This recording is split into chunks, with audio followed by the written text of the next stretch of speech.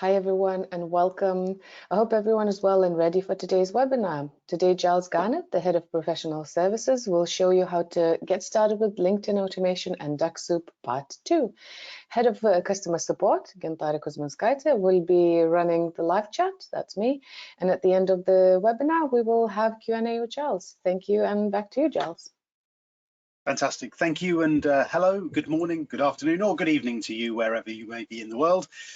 And thank you for joining us in our latest of our series of Dux Soup webinars. It would be good if I got the title screen up, wouldn't it? There we are, we'll catch up eventually. My name is Giles, as Jin has just mentioned, and I'm Head of Professional Services here at Dux Soup.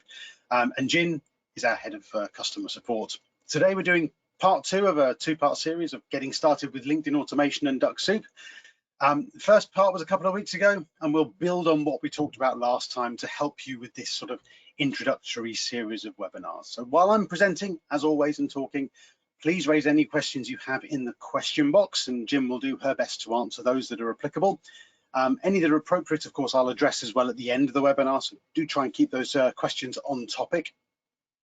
As always, the webinar today is being recorded and will be made available to you in the coming hours if you registered, or via our website and YouTube channel in the next 24 hours or so. So without further ado, let's move on to today's agenda. We're going to just very quickly do a quick one-slider about what we did in part 1. We're going to be talking about finding prospects and building your lists in LinkedIn. We're going to sort of touch on those things as we go through. We're going to look at connecting and messaging and strategies around that. And then we're going to look at Dux Soup Turbo and campaigns and how to enroll people and how to build a campaign.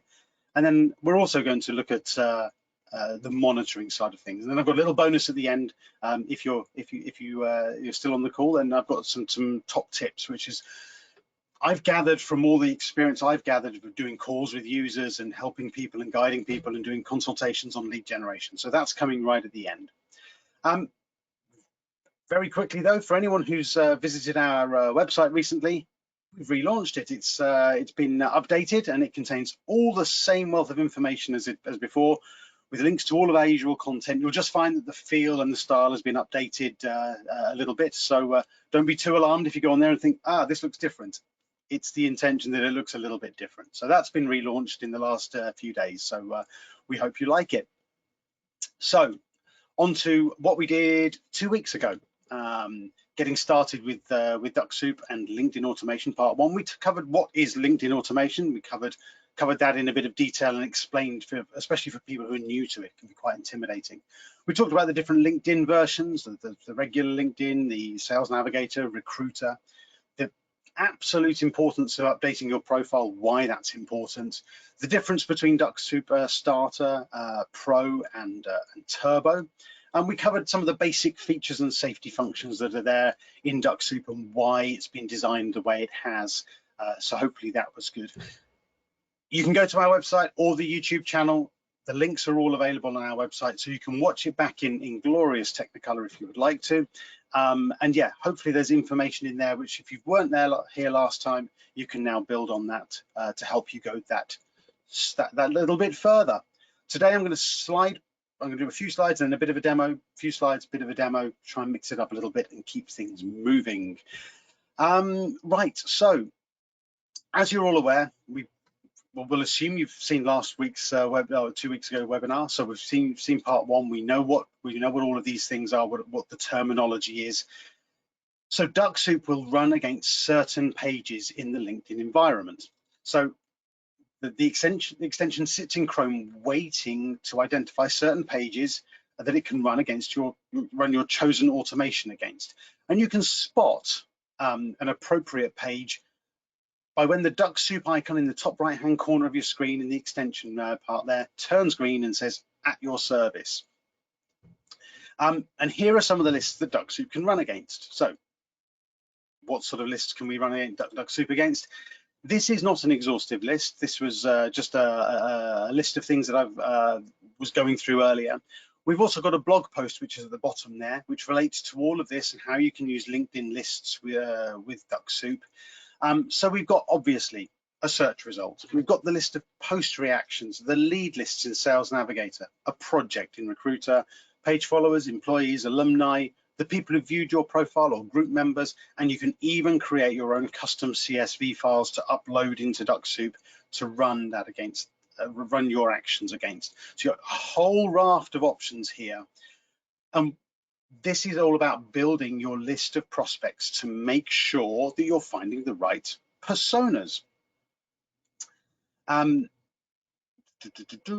so the best place to start is usually a search result. So these are all examples of the list, and we'll show you some of those in a minute.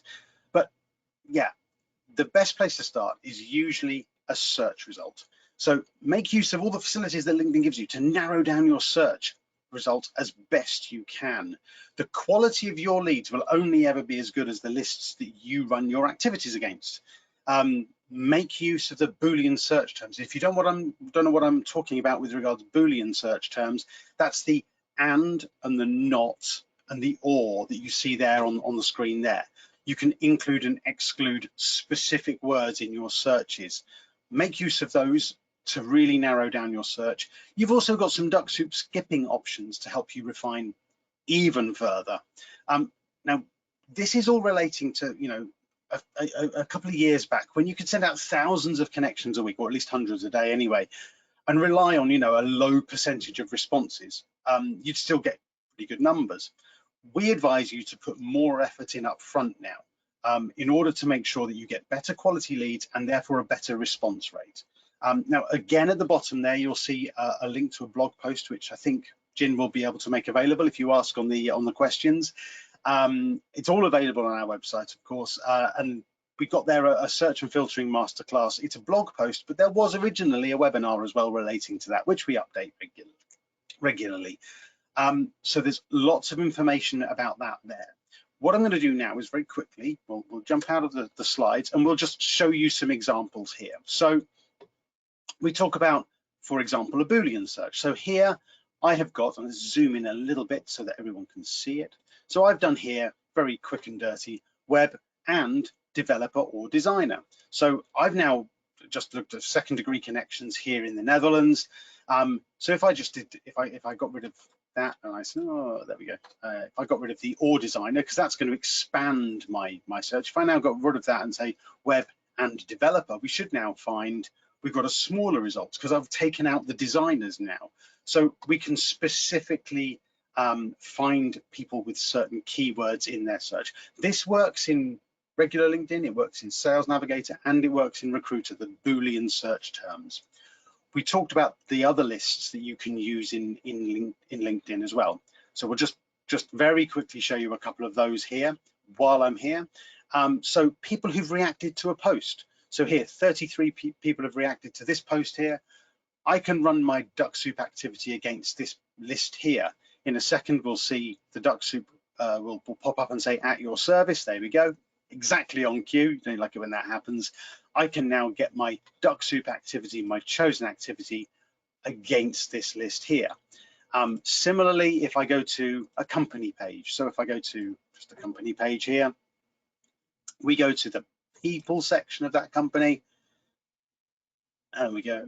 Any second now, there we are. So this here is also a list. I would then of course add some more filters in rather than running it against 102,000 people, of course.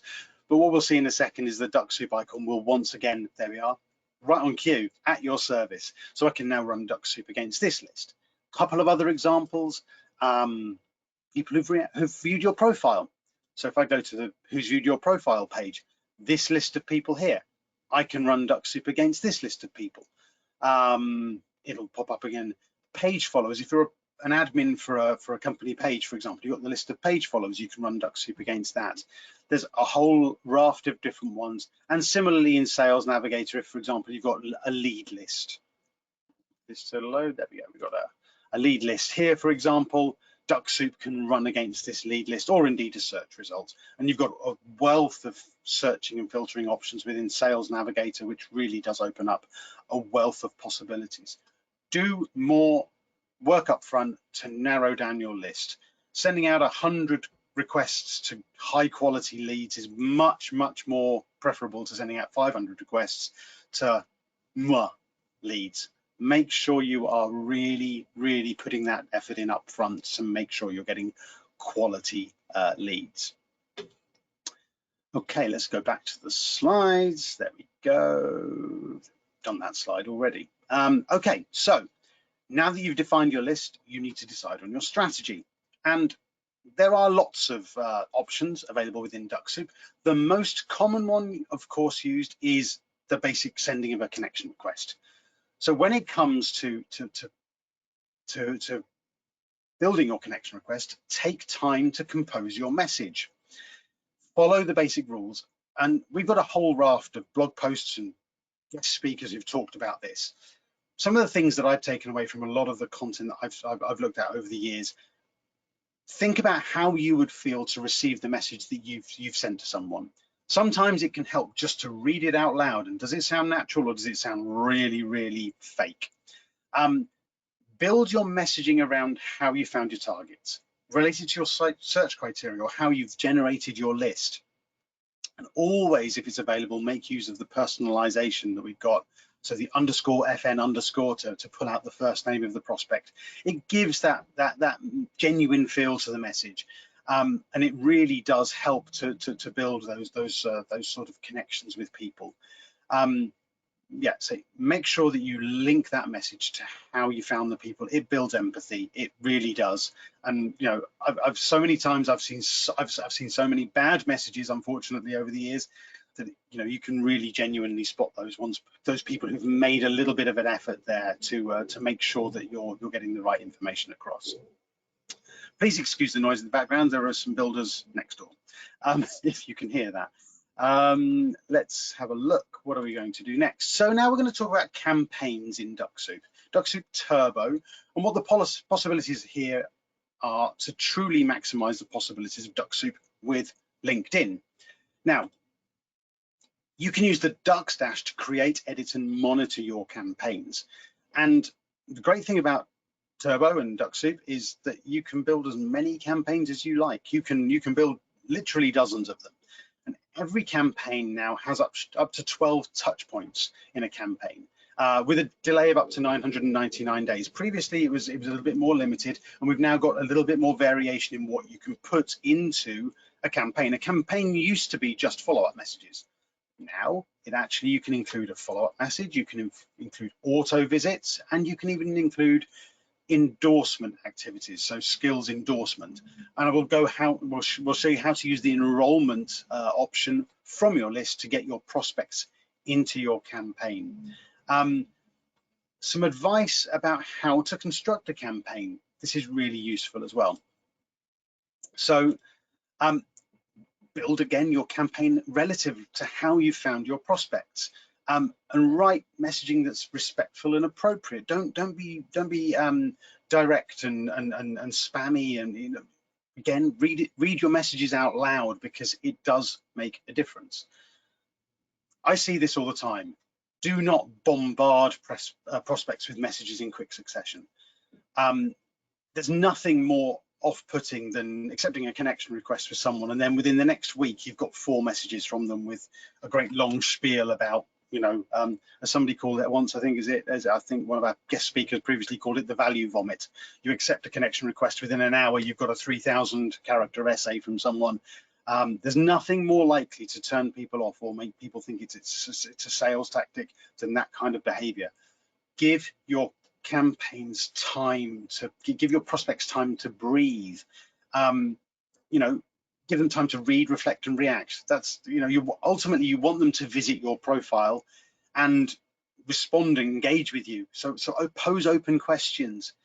And now that it's possible, mix up your campaign actions. So every time you do something, your prospect will see your name in their notifications. So here's an example, and we'll look at this on my screen properly in a second, but this is just an example of a campaign here. This one here I've called webinar demo, appropriately, hopefully. Here I've got a connection request. I'm using the _FN_ there to pull out the person's name. Now I'm targeting here people who are predominantly working, who are members of the growth hacking discussion group. There we go, before my battery runs out. So I'm targeting people with a certain interest, and then after they've connected, I'm going to send them a one day after they've connected, they're going to get a thanks for connecting. Hope we can exchange ideas in the future. A few days after that, I'm just going to auto visit their profile. Just a little tap on their shoulder so they see that I visited their profile, if they're active on LinkedIn, that of course. And then a few days after that, I'm going to send another message with a little bit more information. And then I'm going to leave it for a while. And so 16 days after connecting, so we're more than 2 weeks here, and I'm only on my third message. And this is only really the second message of any length I'm sending. I'm sending, some information about, in this case, this was some rebranding we did a year or so ago. And then I'm going to leave it. I'm going to just visit them a week or so later and then send another message. And then, make it time related here. So we connected a month ago or so, and I sent a message over about blah, blah, blah. So I'm constantly referring back to my previous communication. Now, because of Dux Soup, because of the way that Dux Soup works, and hopefully most of you are familiar with this, if someone responds to one of my messages here, the rest of the messages don't go by default. You have to intervene to reflow them into that message. So if they respond to you, that's up to you to then pick up the baton and run with it and actually get involved in messaging them directly. But here what I've got is I've got a campaign now that's going to run for 150 days. So at the end of my messaging here after 45 days, a month and a half after they've connected, I'm not going to forget about them. Periodically, I'm just going to keep visiting them because my name will continue to pop up on their notifications. And hopefully, maybe after the first month, it wasn't the right time for them to engage with me. But they might, after 3, 4, 5 months, they may think, oh yes, I remember so-and-so. I'll go back and have a look at his message and see what he sent before. Definitely, I meant to read that before. It's all about giving yourself the best chance of getting people to engage with you. So yeah, here I've just got visits queued up. What I'll do now is we'll just do one more slide and then we'll show you how to build these campaigns and how easy it can be to do that. So once you've built your campaign, of course, the next thing you want to do is to monitor your campaigns. So here via the funnel flow, you can check on the progress of each of your campaigns and monitor your responses to choose your select your chosen next action. That was rather badly put, wasn't it? Oh well. Hopefully you understand what I mean then. You can then have that decision point to see what you're going to do next. So let's come out of the slides a second and pop into our Dux Dash. Now we access our Dux Dash again via our Dux Soup icon here, and in the bottom right hand corner we have the Dux Dash. So if we go into our Dux Dash here and we go to our drip campaigns option here, this is where we can go and construct and edit and play around with all of our campaigns. So here's that campaign that I just had on screen just now. So here I've got my connection request and all of my follow-up messages here that are being queued up. Now I could say, for example, that this has got my 12 touch points in it, so I can't add anything beyond this. So I could actually get rid of that last one. The other things we can do now is we can actually here now add, well, I could add another follow-up message, or I could add an endorsement or a visit. Well, let's choose the endorsement one here, and I can say, yeah, I want to endorse their bottom one skill. So the Dux Soup would look at their list of skills that they've identified in LinkedIn, and I'm going to schedule that again for 150 days. Oh, that didn't work. 150 days after they've connected. So now I've got another touch point there. Press the save button there. If I now enroll somebody into this campaign, they'd get this connection request. Dux Soup listens out for them accepting and queues up these 11 activities to go out to those people. So that's how you can build a campaign. You can easily, you can add as many campaigns as you like. We've covered this in quite a lot of detail on recent webinars, for example, reaching out to first degree connections with campaigns, how you can really harness the power of the campaigns there. So you've got all sorts of options here. You can turn your campaigns on and off, and you have a whole wealth of possibilities here. But what I want to show you now is the funnel flow, and I think I've actually got this loaded up here already. There we go. So here, for example, I've got a campaign that I ran briefly as doing some testing a while ago now, actually, this one, but irrespective of that, here I can see exactly how many people I've enrolled, how many I've invited. Now, the reason there's a difference here is because not everyone I enroll may be a second or third degree connection. It could be that some of them are first degree connection, in which case I won't be sending them an invite. So that's just something to bear in mind when you see these numbers here. But this is where you would go to monitor the success of your campaign, Now I can copy all of this data out of here into a CSV file or into a spreadsheet if I want to. I can press the copy button here, select whichever area I want to grab the data from and put that into a spreadsheet. The most important thing I always say to people here is monitoring who has responded. So you see this responded block here, 7 people have responded. Not only can I see that 7 people have responded, I can see here what their responses are. So there we go, you see this person accepted, sent me a thanks. Now, if I wanted them to continue to receive the follow-up messages that may be still sitting in the queue, I would press the reflow button here. That would open up the possibility for them to continue to receive those follow-up messages. If they were a completely inappropriate contact for this, I could qualify them out, or I could qualify them in if they're a good quality prospect. Most importantly, of course, if I want to then message them back, I can just click on the LinkedIn icon here on the right-hand side, go direct to their profile and engage directly in a conversation with them in response to their message back. And remember, Dux Soup monitors your LinkedIn standard message box and your Sales Navigator message box, because people respond in different environments depending on what platform they've got. So it's not just monitoring one of the mailboxes. This aggregates all of those incoming messages for you, so you can then here see exactly what's what. I'm not going to talk about tags today. The reason for that is because that's the next webinar. In 2 weeks' time, we're going to talk about tags, and we're going to go through that in detail and about how you can harness the power of tags. But just to mention here as well, you know, you can download all your data here from the funnel flow. You can check all of your prospects and make sure that you're in control of all of your campaigns. You can enable or disable your campaigns, and you can even see what activities are queued up. I don't think I've got anything queued up at the moment. No, I haven't. But if you had activities queued up here, you could see that per campaign, when it was going to be sent out, and indeed per action as well. And you can even remove items from your list as well. So you are in complete control of what Dux Soup will send out on your behalf.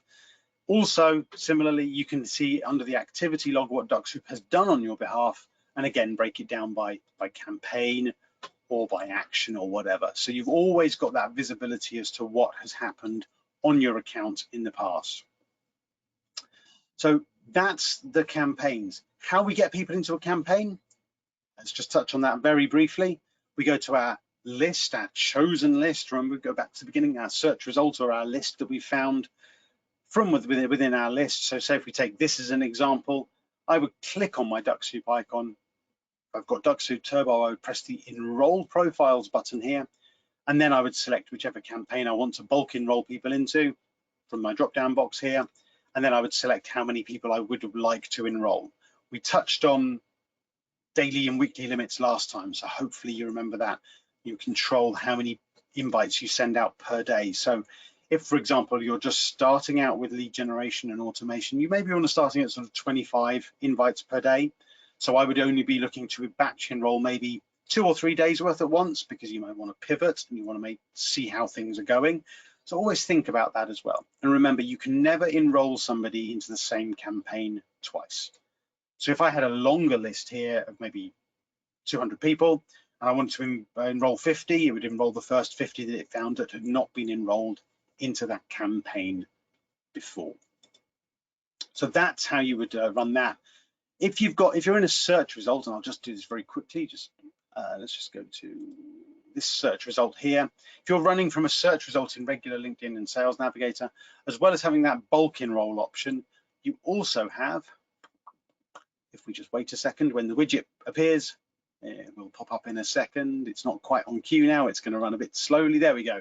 So if you're in a search results, you also have this additional, the Dux Soup tricks widget, to allow you to cherry pick who goes into which campaign.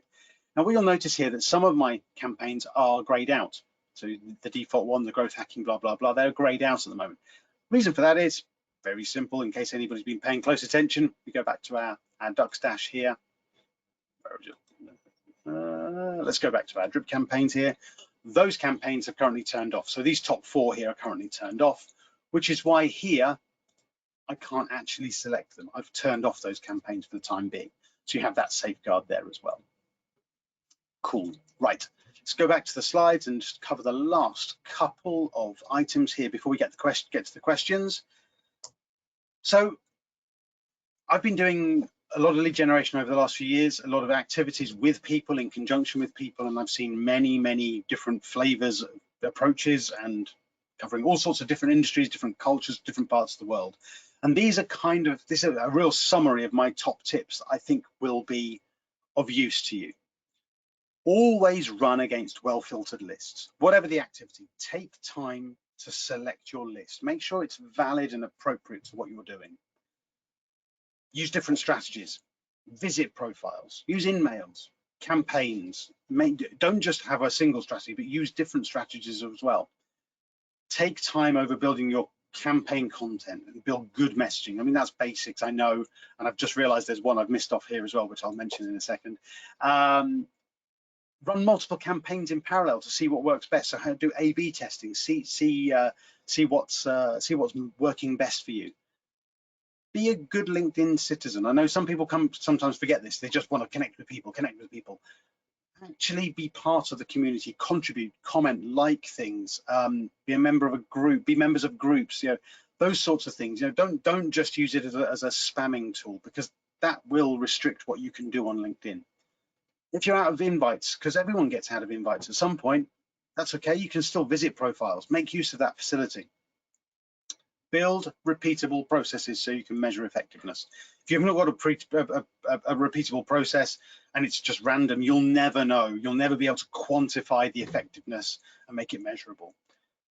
Don't neglect your first degree connections, your existing first degree connections. We did a webinar, I think it's about a month ago now, on outreach to your first degree connections. Nurture those existing contacts, because they are often sitting there, sometimes dormant.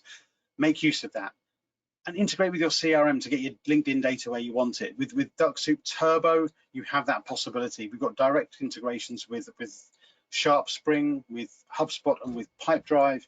You can also interface through almost anything you like if you're using Zapier or Make, but make sure you do that. And the one I've forgotten as well, I've mentioned it on the last webinar, of course, the importance of making sure your profile is up to date. I cannot reiterate that enough. The two things that I see that people don't spend enough time on it are their profile, maybe not a good photograph, or they're wasting the background or stuff like that, and some appalling connection request messages. Please put some effort in there, because they are easy things to do, and it really does give you an advantage. If you put effort in, you've got a much better chance of achieving success. Okay, hopefully, while I was just doing those top tips, we can now cover some questions. And while Jin's just activating the microphone, in 2 weeks' time, I've already mentioned this already, we're going to be talking about tagging, Dux Soup tagging, and how we can harness that to increase our response rates and help you with targeting and making sure you're finding the right people and labeling people accordingly. But we'll go back to the questions. Hey, thank you so much for the webinar. It was very useful. I have one question at the moment. Okay. Would you have any recommendations for helping people build a compelling profile? So like a blog or something. Building a compelling profile. I guess it depends on what you do. Is it maybe that's me being a little bit facetious, but okay. Building a compelling profile. Well, some of the things that, you know, I always say to people is, don't put your job title as your headline. If it just says, I don't know, maybe I'm going to be a bit, I don't know, if it just says financial accountant, okay, it tells you people what you do, but it's not particularly necessarily engaging. So here, for example, when I visit someone's profile, they will see that I am an experienced coach, trainer, blah, blah, blah, blah, blah. Make sure your headline is reflective of what services you're providing, because people will see, I think it's about the first 60 characters of it. So put a description as to what you do in there, rather than necessarily your job title. There are some cases, of course, where you need to put your job title, owner of blah, blah, blah, whatever. But for example, I was talking to somebody the other day who spends a lot of time just visiting profiles, and they're in the process of trying to recruit somebody. So he's changed his headline here to looking for experienced XYZ. So you can change your headline. You can go in and you can edit it, and depending on what you're doing, what your outreach is, maybe you've got some sort of promotion on or some sort of event coming up. Change your headline to reflect the sorts of people you're trying to target. This guy who's doing some recruitment at the moment, his organization is trying to find certain specific people, fill some specific roles. So he's changing that and visiting lots of people who've got that job description. See here, a professional, hopefully slightly more professional than my current haircut, maybe. A professional photograph and a background that is appropriate to what services you offer or your business. Maybe it's your logo. And then, yeah, the more you do, of course, you get to see activity, etc., etc. The more you post, the more people will see, the more people will engage with you. So it's all about really kind of building a picture of the persona that you want you want to have reflected online. There are lots of articles around this, so yeah, do a little bit of digging, and you will find some more information online. If anybody wants to connect with me, feel free. I often say this in the webinars. Yeah, feel free to connect with me. Mention Dux Soup in your message, because then I know how you found me. But yeah, I'm very happy to connect with Dux Soup users. Any further questions, Jin? No more questions at the moment. Thank you. In that case, we said it would be a 30-minute webinar, so we'll wrap up and keep it on time. Thank you so much for joining us today. If anybody's interested as well and you need some consultation time, you can book an hour of a booster session, which is kind of like a starter session, or a technical session, which is more, as it says, yeah, more technical. If you're looking at more complex solutions, then you can book those via our support team, via our support pages, and via the email address that you see there on the page there in front of you. That's it from me. I'm going to hand back over to Jin to sign off for today, and thank you for joining us. Thank you everyone for joining us today. Thank you, Giles, for amazing webinar, and hopefully we will see you during our next webinar. Bye-bye.